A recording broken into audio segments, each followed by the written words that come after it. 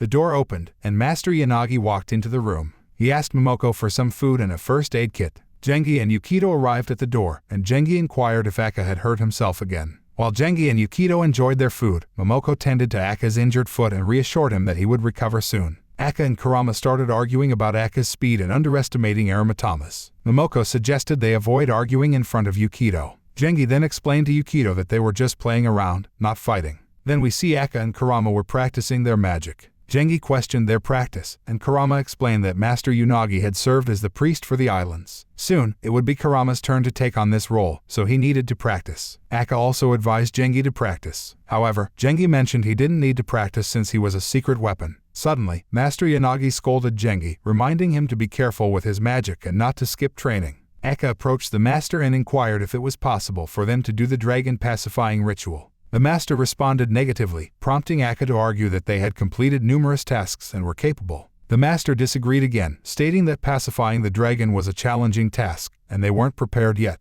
He mentioned they would become priests someday and be able to calm the fire dragon. Gengi complained about the need to pacify the fire dragon every year. The master explained that since the water dragon was gone, the fire dragon missed it. The fire dragon's frustration was building as it approached becoming an Aramatama. Hence, the ritual was vital in keeping the fire dragon calm and preventing the volcano from erupting. In a joyful moment, Momoko arrived with shaved ice topped with colorful syrups. This treat awakened Yukito, and a wave of excitement surged through them all. But then, on a different night, the ground shook with strong earthquakes. Master Yanagi comprehended the situation and knew his duty. He told Kurama and Ayaka that he needed to retrieve a weapon he had crafted to calm the dragon. Ayaka reassured him, promising to care for the house while he was away. After the master's departure, signs of the volcano's reawakening appeared. The Matamas, usually tranquil, began behaving oddly. Kurama and Ayaka recognized this as a sign of the volcano's imminent eruption. They instructed Momoko to leave with Gengi and Yukito. Gengi hesitated, but Kurama sweetened the deal with candies and a request to watch over Yukito. With resolve, Kurama and Ayaka took to the skies, heading to the volcano to pacify the dragon and save their homeland.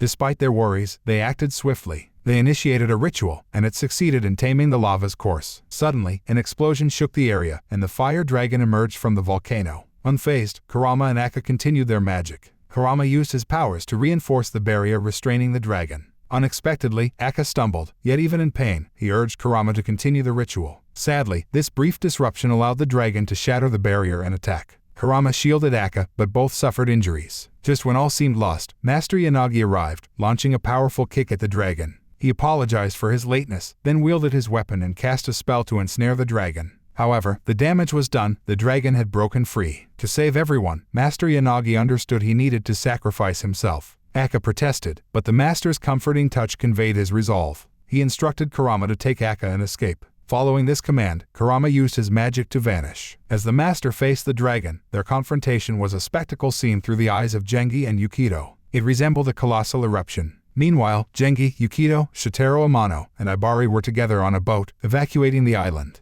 The stage was set for a legendary battle between the master and the dragon. The day after the eruption subsided, Ayaka and Kurama ventured to the volcano. To their heartbreaking dismay, they discovered their master's lifeless form, wearing a serene smile. His sight shattered their hearts, leaving Kurama and Ayaka overcome with grief. Momoko shared that the sudden loss of the master deeply affected Ayaka, leading him to leave the islands following the funeral. Years passed, and Ayaka eventually returned, now wielding dangerous spells he had acquired. This is what strained the relationship between Ayaka and Kurama. The weight of their master's demise hung heavily on Ayaka, blaming themselves for the tragedy. Meanwhile, back at their dwelling, Yukito was caught in slumber's embrace, while Gengi found his solace in a customary drink, just as he always did. As Yukito dozed off, he found himself submerged underwater in a dream, a sensation he hadn't experienced for quite some time. Unexpectedly, his awareness detected movement behind him. Swiveling around, he was met with the gaze of the fire dragon, its Aramatama eye fixated on him. The encounter startled him, triggering a gasp for air. Instantly awake, Gengi inquired about his well-being, and Yukito assured him it was just an odd dream. In this instant, Gengi observed something unusual. Yukito's eyes were aglow with a blue luminescence, resembling dragon-shaped pupils. Before Gengi could remark on this, a message pinged on Yukito's phone. Curiosity sparked. Gengi tried to peek at the message, but Yukito rebuffed him, asserting it was none of his concern. The message hailed from Shotaro, inviting Yukito and Ibari to join them at the Kaisen festival. Ibari affirmed her presence, and Yukito felt a sense of contentment at having friends to share the occasion with. Meanwhile, Gengi's prying eyes intercepted his messages once again. Inquiring if this was Yukito's inaugural festival, Yukito confirmed it was indeed. Promptly, Gengi rummaged through a drawer, producing a mask. The mask held tradition, a symbol of the Kaisen festival, and a relic belonging to Master Yanagi. Bestowing it upon Yukito, Gengi conveyed its significance. On the day of the festival, Gengi and Yukito disembarked the train onto the first island, both adorned in yukata attire. They traversed towards the shrine, and the vista before Yukito was a marvel. The vibrant hues, bustling stalls, and teeming populace stirred his wonderment. Gengi questioned this awe, pondering if Yukito hailed from a quiet town. Yukito disclosed his inclination to avoid crowded spaces, rooted in his fear of inadvertently harming someone. Amidst this backdrop, Gengi's companions joined them, fostering conversation. Yet, Yukito found the exchange dull and began wandering off in search of his own companions. Unbeknownst to him, Gengi followed, explaining his intent. He planned to reunite with his friends later. Gengi then queried if Momoko had provided Yukito with spending money for the festival, requesting a loan. Politely, Yukito declined, citing the unusual nature of a teacher requesting money from a student. In the midst of this exchange, Ibari approached, beckoning Yukito's attention. Spotting Ibari, Yukito's cheeks warmed, and he greeted her with a shy smile. Encouragingly, Yukito suggested they explore the festival together, looking for Shotaro and Amano. As Yukito made his way, Gengi had a playful idea. He urged Yukito to compliment Ibari, suggesting he say she looked lovely in her yukata. Pushing Yukito towards her, Gengi's own face reddened as he attempted to be subtle. Stumbling a bit, Yukito managed to convey that Ibari's yukata was beautiful and suited her well. Despite her mask concealing her expression, Ibari blushed and reached for her phone, texting Yukito. Expressing her gratitude, Yukito assured her she looked fantastic. The two continued to stroll through the festival, Yukito still captivated by the vibrant sights. Gengi inquired where they should begin, and Yukito's priority was finding Shotaro and Amano. Near the shrine, a scene unfolded, Shotaro and Amano embroiled in a lively disagreement with Master Parama. The discussion centered on Kurama's practice of giving giveaways with purchases, which Parama believed would lead to financial loss. Chuckling nervously, Kurama explained his irresistible urge to spread joy. Amidst this, Yukito, Gengi, and Ibari joined them, and Kurama welcomed them warmly. They settled down to mend their items. Kurama noticed Yukito's mask, a relic of his father's. Curious about the festival's mask tradition, Yukito inquired, and Kurama elucidated its purpose, commemorating visits from non-humans like gods and monsters and offering a chance to lose oneself in the festivities. With their task complete, Kurama expressed his gratitude and informed the kids that he and Gengi would oversee the sales while they enjoyed the festival. Gengi hesitated, asserting the need to watch over the youngsters in case of mishaps. Kurama reminded Gengi that a master should not overly rely on their students. Gengi's surprise led him to gaze at Yukito, who offered a supportive smile and wished him luck with the sales. This didn't sit well with Gengi, his mood slightly dampened. During their stroll, Shotaro questioned Ibari about her intense gaze towards their master. Ibari explained that Master Parama was her master's adversary, prompting her vigilance. Amano pointed out that they were Master Parama's students, and Ibari's interactions with them seemed normal. Ibari clarified that this apparent normalcy was due to their weakness. Yukito's amused smile reflected his understanding of the dynamics. Suddenly, his thoughts flashed to his dream of the fire dragon, leaving him dizzy for a moment. Ibari checked on him, and he reassured her, attributing it to a passing bout of dizziness. Ibari playfully chided him not to worry them, and he apologized. Deciding it was time for a meal before the main event, the group agreed. Ibari seized the opportunity to snap selfies of Yukito sampling various local dishes. Meanwhile, Gengi concluded his work and walked alone, still nursing some annoyance about being forced into tasks. Spotting Yukito and his friends having fun, Gengi's frustration intensified.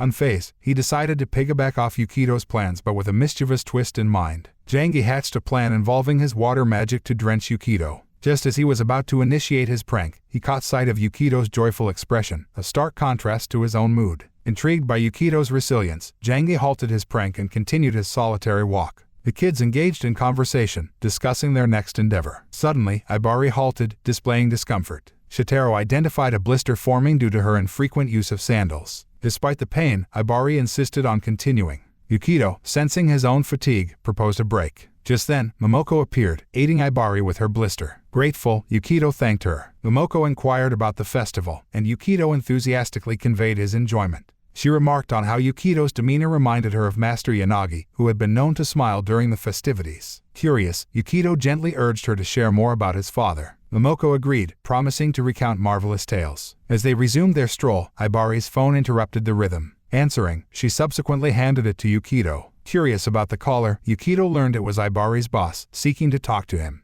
The revelation left him bewildered, and the legendary twins hesitated, then distanced themselves. Yukito answered the call, only to be met with Ayaka's inquiry regarding their presence at the Kaisen festival. Confirming their attendance, Yukito responded to Aka's query about Ibari's enjoyment. With a hint of mischief, Yukito suggested Aka ask her directly, praising her delight. Aka chuckled and ended the call. Confused by Aka's abruptness, Yukito's confusion escalated as he experienced another odd sensation. Dropping the phone, his dream resurfaced, and his dragon eyes glowed, causing discomfort and popping water bubbles in everyone's hands. Apologizing, he fled the scene. Kurama, in the process of packing up, observed the unusual water behavior, growing concerned for Yukito. Finding a secure spot, Yukito sought to prevent harm. However, due to the dragon eyes, his shadow morphed into a dragon-like form. His powers surged beyond control, and fear consumed him. Struggling to regain command, Yukito recalled Gengi's guidance, focusing on reining in his energy. This endeavor stabilized his state but left him dizzy. Amid this, a voice spoke, hailing Yukito's achievement. Turning, he witnessed his father's spectral presence drawing near. Master Yanagi commended Yukito for his remarkable achievement and indicated that the time had come for him to uncover the truth of his existence. With a parting wish of luck, the master vanished, leaving Yukito deep in thought. Alone, Yukito retraced his steps, pondering recent events. He spotted Gengi enjoying his drinks and inquired about the whereabouts of their friends. The realization dawned on Yukito that he had left them, prompting him to promptly text them and reassure them of his return. He also acknowledged their attempts to reach him and their evident concern. Yukito set off to rejoin his friends when an unexpected pause ensued. Grateful, he turned to Gengi and thanked him for aiding him in gaining control over his powers. This newfound mastery allowed Yukito to once again be in the company of his friends. Gengi smiled, poised to call out to Yukito. Yet, an unsettling occurrence disrupted the moment. The surroundings trembled, causing everyone to halt, gripped by worry. Yukito's shock intensified as he beheld the eruption of the Fourth Island's volcano. This brings an end to our episode. If you enjoyed it, then don't forget to like, share and subscribe our channel, Annie Explainer.